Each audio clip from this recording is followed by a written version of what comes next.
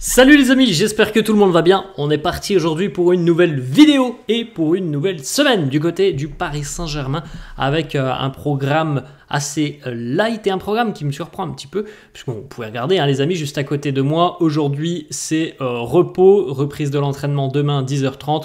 Mercredi double séance, une dans la matinée et une dans l'après-midi. Jeudi, vendredi et samedi on a une séance. Dimanche repos et on voit bien encore une fois qu'il n'y a pas de match amical de prévu. On est quand même, donc en fin de semaine, on sera quand même le 4 août. La Ligue 1 reprendra dans 15 jours.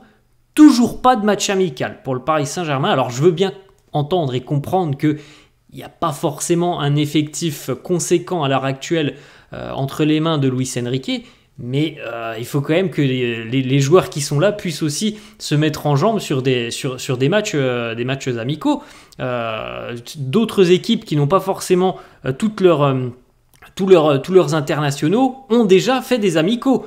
Je ne comprends pas trop là. Pourquoi du côté du PSG, on n'a toujours pas réussi à caler une date pour un amical. C'est quand même assez surprenant. On enchaîne les amis et on félicite tout de même Seny Mayulu et les siens et l'équipe de France U19 malgré la défaite hier face à l'Espagne sur le score de 2-0. Bon en tout cas les Bleus terminent donc vice-champions d'Europe. La défaite hier et Seny Mayulu qui lui a réussi sur le plan personnel un très bel Euro. Félicitations à lui. On continue les amis avec une petite photo de l'entraînement hier du côté du campus Paris Saint-Germain. On a notamment la présence, vous le voyez, de Carlos Soler, l'entraîneur Luis Enrique évidemment présent. Kang In Lee que l'on retrouve aussi sur ces photos. Carlos Soler d'ailleurs qui fait partie des joueurs qui pourrait peut-être quitter le club sur ce mois d'août qui va approcher. Il ne fait pas partie des plans de Luis Enrique et il semblerait que certains clubs soient intéressés par Carlos Soler, donc pas dit qu'il soit encore parisien dans un mois. On enchaîne les amis avec une petite information. Hier avait lieu un match amical entre le Benfica et le Feyenoord de Rotterdam. A noter que João Neves était dans les tribunes de l'Estadio de la Luz, donc à Lisbonne, qu'il n'a pas participé à cette rencontre. C'est normal, évidemment, avant un transfert comme ça, on ne prend aucun risque, on ne voudrait surtout pas qu'il y ait un pépin physique, une blessure et au final que le transfert n'ait pas lieu. Donc c'est pour ça que souvent les joueurs qui sont sur le point de quitter un club ne participent pas au dernier match avec leur club. Par peur tout simplement qu'ils reçoivent un mauvais coup et qu'il y ait un problème physique.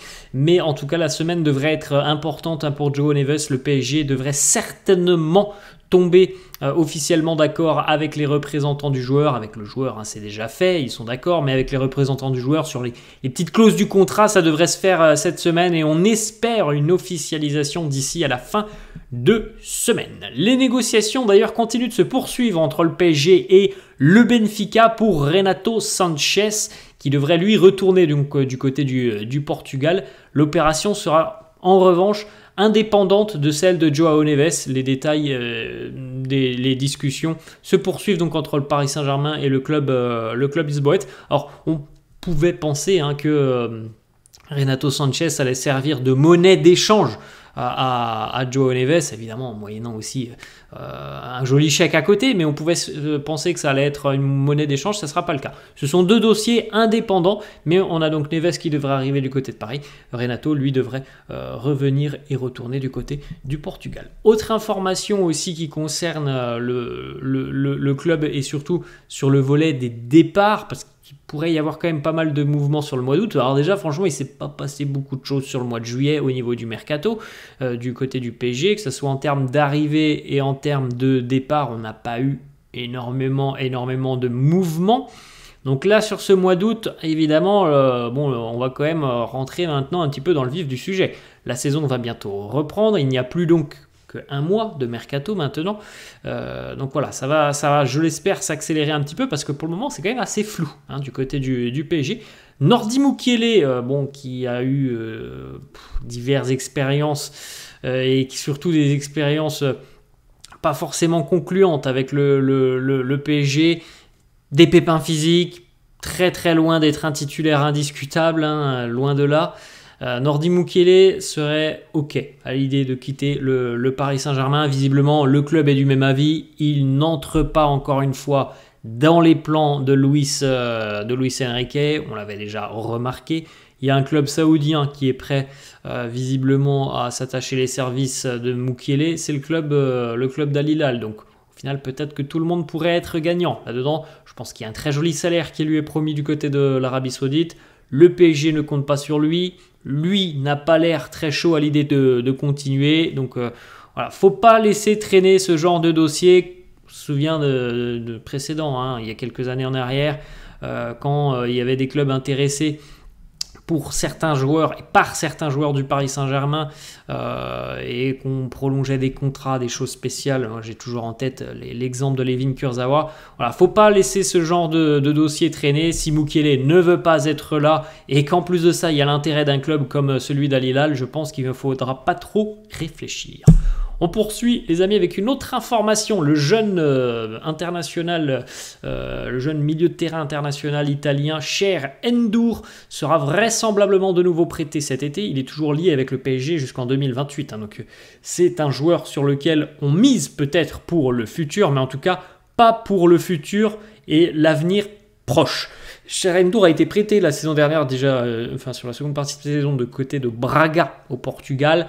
Ça n'a pas été un prêt hyper réussi parce que c'est l'intérêt dans ce genre de prêt, c'est que le joueur puisse se développer, puisse acquérir du temps de jeu et de l'expérience. Ça n'a pas été vraiment le cas du côté de Braga. Il y a eu un temps de jeu assez faible pour Cher N'Dour, même si je crois que c'est montré décisif une fois, il était buteur. Voilà, c'est pas forcément le prêt optimal hein, quand on est le club qui possède le joueur. On sait visiblement que 3 clubs de Ligue 1 sont intéressés.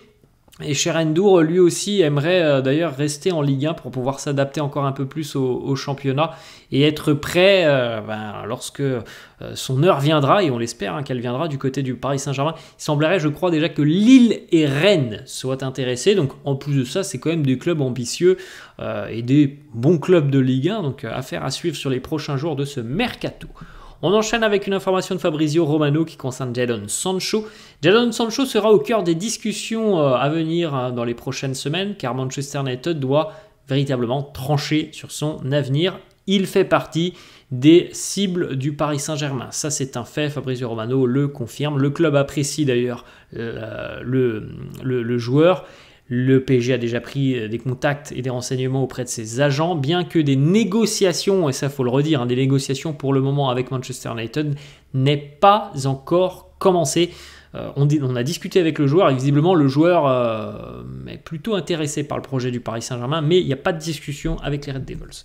On poursuit Xavi Simons qui devrait rendre sa décision cette semaine. Alors, sauf invraisemblable retournement de situation, il devrait donc continuer du côté de Leipzig sous la forme d'un prêt. Le club est confiant et voilà, les dernières nouvelles qui sont tombées font état hein, normalement d'une nouvelle prolongation d'une saison supplémentaire pour Xavi Simons, même si le Bayern ne lâche pas le dossier et va tenter sa chance jusqu'au bout. Xavi Simons d'ailleurs qui hier a reposté quelque chose sur Instagram, voilà, une phrase en anglais. Alors est-ce qu'on doit y voir quelque chose envers le Paris Saint-Germain? C'est difficile de voir de comprendre ce genre de message. On avait parfois Benzema qui nous lâchait des messages un peu énigmatiques sur les réseaux sociaux. Là, c'est un peu la même chose. Xavi Simons qui nous a laissé ça hier. Toutes les portes ne sont pas fermées. Parfois, il faut pousser. Bon, essayons de comprendre quelque chose là-dedans. Si vous comprenez, laissez-moi en commentaire, hein, les amis. C'est particulier. On aimerait véritablement que le dossier Xavi Simons se termine. Ça fait quand même plus d'un mois que ça traîne, ce dossier Xavi Simons. Donc, on aimerait que ça puisse se terminer. On poursuit avec Fabrizio Romano qui nous donne un petit peu des infos fraîches sur le dossier Victor Osimhen. Bon, ce sont des informations fraîches, mais il n'y a pas beaucoup de nouveautés. Le PSG n'a pas apprécié notamment les exigences du Napoli qui souhaitait inclure Kang-in Lee. On rappelle hein, que pour le moment, c'est pas du tout à l'ordre du jour. Hein. Le PSG ne souhaite pas se séparer de Kang-in Lee. Donc la situation de Osimhen, elle reste inchangée. Pour le moment, le dossier est en stand-by complet, malgré le fait que Victor Osimhen a déjà affirmé visiblement auprès des dirigeants parisiens que lui était chaud pour rejoindre le PSG. Maintenant, on le savait très bien hein, que le plus compliqué dans ce dossier, c'était pas le joueur, c'était évidemment Aurelio De Laurentiis, le président napolitain. On poursuit avec une autre information. Alors Sancho, on en a parlé les amis, mais c'est surtout ce qui se passe en bas que l'on regarde juste ici. Le PSG à l'heure actuelle est focalisé sur le dossier Neves. Normalement les amis, ça devrait être réglé cette semaine. Et on attend aussi impatiemment la décision de Désiré Doué du côté de Paris. On veut voilà, un ailier, c'est la cible. Désiré Doué, on attend la réponse. Selon Marca, Nico Williams aurait fait son choix et l'aurait partagé à ses proches. Alors, pour le moment, rien d'officiel. Là, on a information Marca. On a 2-3 médias espagnols qui ont sorti une information. Alors, est-ce que c'est une vérité ça on le saura quand il y aura une annonce officielle. Mais certains médias espagnols ont annoncé que Nico Williams allait continuer avec l'Athletic Bilbao. Bon, on verra. Pour le moment, ce sont des on-dit. Et puis, on connaît très bien la presse espagnole, hein, les amis. Parfois, c'est pas toujours très, très fiable. Donc, il n'y a pas d'officialisation. Il n'y a pas eu d'annonce. Mais certains médias ont dit que Nico Williams pourrait, au final, continuer du côté de l'Athletic Bilbao, malgré l'intérêt du Barça et du PSG. On va terminer les amis, on a deux petites informations du quotidien. L'équipe, le vide laissé par la MNM, Messi, Neymar et Mbappé inquiète certaines voix au sein du club. Celles-ci redoutent une perte d'attractivité sur le plan marketing et en termes de communication. Qui mettre en avant dans ce nouveau projet ? C'est quand même une transition hein, du côté de Paris. Il y a un effectif avec certains joueurs de qualité, mais de là à matcher avec ce que l'on a eu il y a encore 2 ans, donc des Messi, Neymar et Mbappé, tu es passé du plus haut plan marketing maintenant à quelque chose de beaucoup plus faible. Il n'y a pas un joueur qui va véritablement sortir du lot à l'heure actuelle et devenir une icône marketing et une icône qui peut permettre aussi au club de rayonner mondialement. Là, c'est quand même, on est passé du tout au tout du côté du PSG. Donc évidemment, on peut se poser ce genre de questions en ce qui concerne le plan marketing et le plan communication. Moi, personnellement, le marketing, c'est pas forcément quelque chose qui m'intéresse, mais je peux comprendre évidemment la position du PSG. Moi, ce qui m'intéresse, c'est plutôt le sportif. Et je vois qu'à l'heure actuelle, quand même, c'est assez flou, hein, ce mercato parisien. Autre information, l'équipe, Lucho, donc Luis Enrique et son staff estiment qu'à l'heure actuelle, aucun joueur du Paris Saint-Germain n'a la stature pour endosser un rôle de patron de l'attaque. C'est bien pour ça que le PSG se positionne par exemple sur Osimhen, que le PSG reste attentif à la situation de Julian Alvarez. On n'est pas satisfait de Randal Kolo Muani, on n'est pas satisfait de Gonzalo Ramos. En tout cas, peut-être qu'on peut être satisfait par exemple de Ramos, de son apport.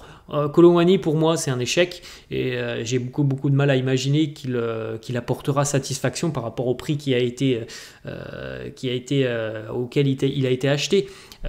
Mais en tout cas pour endosser le rôle d'un patron, quand on dit patron là, les amis, c'est les références que l'on a sur les précédentes années, c'est des Mbappé, des Messi et des Neymar.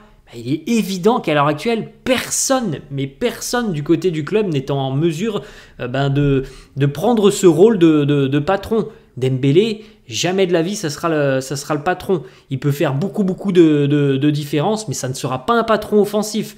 Barcola, c'est encore un joueur très très jeune qui peut-être dans quelques années sera amené à avoir un rôle encore bien plus important qu'il l'a à l'heure actuelle, mais pour le moment, personne dans le secteur offensif ne peut incarner un rôle de patron.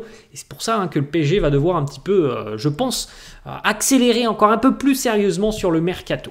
Voilà les amis, la fin de cette vidéo, j'espère que ça vous a plu. N'hésitez pas comme d'hab à lâcher un petit pouce bleu, n'hésitez pas non plus à vous abonner à la chaîne. Et n'hésitez pas d'ailleurs aussi à me laisser en commentaire ce que vous pensez de ces deux petites informations. Alors surtout celle-là, pour moi, l'autre sur le volet marketing évidemment, quand tu perds Messi, Mbappé et Neymar, il est évident qu'au niveau du marketing, c'est quand même un gros coup dur. Moi, c'est plutôt celle-là qui m'intéresse et je suis assez d'accord et d'avis avec Luis Enrique. Pour le moment, moi, je vois pas qui pourrait prendre ce leadership en ce qui concerne le secteur offensif. Voilà les amis, la fin, je vous laisse et je vous dis à la prochaine. Ciao.